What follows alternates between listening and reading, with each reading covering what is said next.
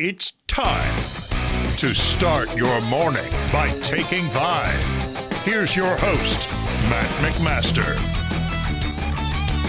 You're listening to Take 5, quick 5-minute take on the biggest things happening in Nebraska sports. I am your host, Matt McMaster, and today we are talking about Husker football. In particularly over the weekend, there was a recruiting camp, if you will, that featured 2027 quarterback Trey Taylor. Later this week, starting on the weekend, we will have a 7-on-7 Adidas-branded tournament that will bring in some of the better high school prospects in the country. A lot of visitors will be coming through to Nebraska. I think they'll be getting their measurements done. It's a big month of recruiting for the University of Nebraska. Going to be a lot of high-quality 2026s, 2027 prospects that are going to be moving through Lincoln. I'm a really big fan of the camps that they've been doing to bring in as many prospects and as much talent as they possibly can and take their measurables and try and find the guys that are going to be great Huskers in the future. But, you know, there's something that Matt Rhule has said a lot while he has been the coach of the University of Nebraska that has always kind of stuck with me, and it's leave it better than you found it. If you go back and you watch a lot of Matt Rhule press conferences, he says that. Leave it better than we find it. Because it's a little weird of a statement, in my opinion, because very rarely, and this is just like a college football thing, but a college sport thing, do you hear a coach talk about them no longer being the coach of Husker football or being the coach of where they're at, right? And I think in everybody's mind, they want to be the head coach of a team for as long as they possibly can. They want to be forever. But we all know that, you know, more than likely in less than a decade, there will be a new coach. That's just kind of how it happens. Like, very rarely do you see coaches, especially in college football, last for as long as we've seen Dabo Swinney and as long as we saw Nick Saban and as long as Joe Paterno was over in Penn State, right? You just look at Bob Devaney and Tom Osborne, right? It's very, very rare. And so, you know, you don't hear coaches openly talk about, well, I'm no longer going to, there's going to be a point in time where I'm not going to be here. But he openly talks about it, and he talks about it quite a bit. Leave it better than you found it. And the reason why it sticks with me is because he actually does it.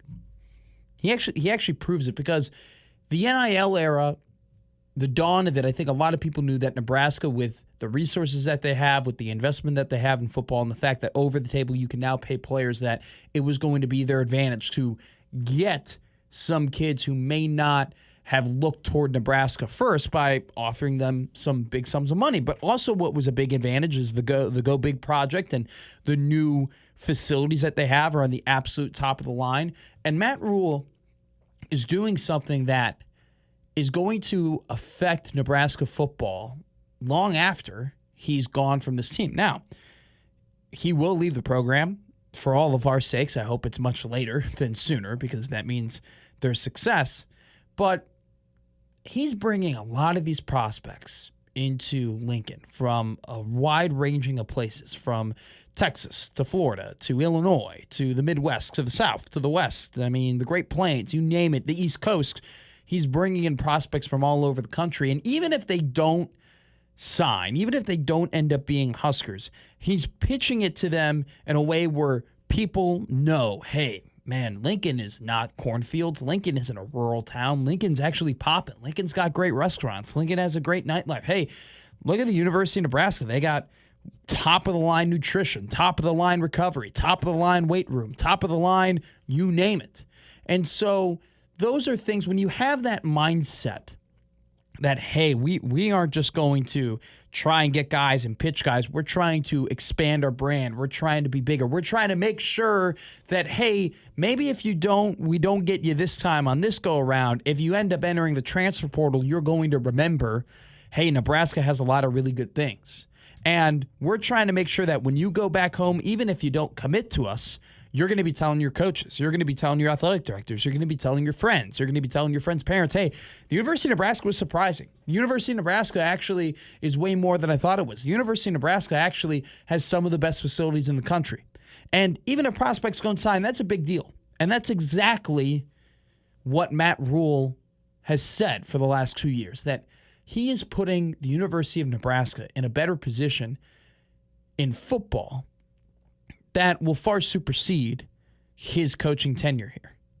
Because when he is no longer the head coach of Nebraska football, even though he's no longer here, people are still going to be remembering, hey, these are the things that they have. This is what Nebraska can offer. This is what the town is like. And I think that, unfortunately for the state and just for athletics in general, there's been this stigma, this negative stigma that Nebraska as a state is just got barren land. It's rural. It's there's nothing there. You can't do it. It's all cornfields. There's not a whole lot to do. And everybody who is from this state or has lived in the state like I have knows that that's just not true. There's a ton to do in this state. And it's something that we haven't seen coaches really attack and coaches really promote the state in general because it's a great state to live in. Hell, I moved here twice, right? So I think I've always appreciated when coaches have a mission statement, but then they actually live out those mission statements and they actually do the things that they tell people that they're going to do. And Matt Rhule has always told people that he is going to leave this university in a better place than when he was first here. And I think by the promotion of the state and the promotion of the college and the promotion of the investments that they made in football, he's doing exactly that. And I think that's something that cannot go unnoticed. I don't think that's something that we should just throw to the wayside. It's effective, and he is being effective in recruiting, and this is going to be a big month of it. And so this is, I prefer the football. I prefer the Saturdays, not the biggest recruiting person, but it is the lifeblood of college football. If you're going to win games, you gotta get the talent. And Matt Rhule is taking steps to getting that top talent. And we've seen it over the last couple of seasons with not only the increase in ranking of Nebraska football's recruiting classes in comparison to the rest of the country, but we've seen it with the amount of blue chip prospects that he's gotten. That each year there's a percent increase in how many 4 to 5 stars are being brought onto this roster, and that's, you win games on the field and you win games with coaching, but the foundation is the talent. Matt Rhule is getting that talent and putting Nebraska more on a national landscape, making it more of a national program in terms of recruiting, and that's exactly what the other teams that you need to eventually beat are doing. And so he's done a good job. Very excited to see how this recruiting process for the 2026 class, which is kind of short, which is it doesn't have a lot of numbers, but especially for the 2027 class where they already have a great start with 4-star quarterback Trey Taylor. So that's been Take 5, and I've been Matt McMaster.